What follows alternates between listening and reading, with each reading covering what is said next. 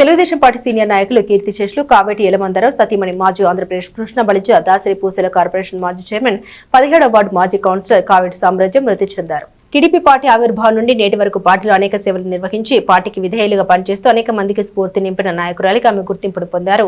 ఆమె మరణం అటు టీడీపీ పార్టీకి ఇటు కృష్ణ బలిజ సంఘానికి తీరని లోటని పలువురు సంతాపం వ్యక్తం చేశారు.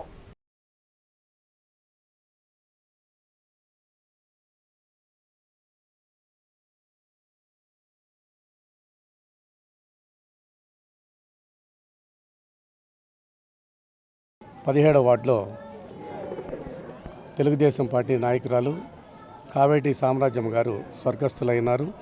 మరి వారు గత ఒక నెల రోజుల నుంచి అనారోగ్యంగా కొంచెం కిడ్నీ వ్యాధిగా బాధపడుతున్నారు. మరి ఈరోజు వారు స్వర్గస్థులైనారు.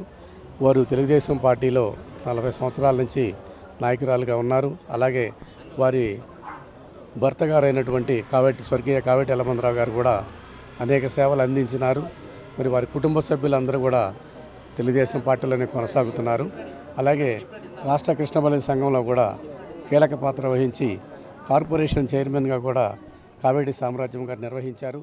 అలాగే కావేటి యలమందరావు గారు తెలుగుదేశం పార్టీ ఆవిర్భావం నుంచి కూడా మన తెలుగుదేశం పార్టీకి ఎన్నో సేవలు చేస్తూ పార్టీకి విధేయులుగా ఉన్నటువంటి కావేటి యలమందరావు గారి సతీమణి రాష్ట్ర కృష్ణ బలిజ సంఘ మాజీ కార్పొరేషన్ కావేటి సామ్రాజ్యం గారు, 17వ వార్డు మాజీ కౌన్సిలర్ కావేటి సామ్రాజ్యం గారు ఈరోజు అనారోగ్యంతో మరణించడం జరిగింది. ఆమె పవిత్రాంతికి శాంతి చేకూరాలని, అలానే కృష్ణ బలిజ సంఘీయులందరూ కూడా తెలుగుదేశం పార్టీ నాయకులందరూ కూడా వచ్చి నివాళులు అర్పిస్తున్నారు. రేపు ఉదయం మాజీ మంత్రివర్యులు గుంటూరు కృష్ణ ఎమ్మెల్సీ ఆలపాటి రాజేంద్ర ప్రసాద్ గారు కూడా విచ్చేసి నివాళులు అర్పిస్తున్నారు. కావున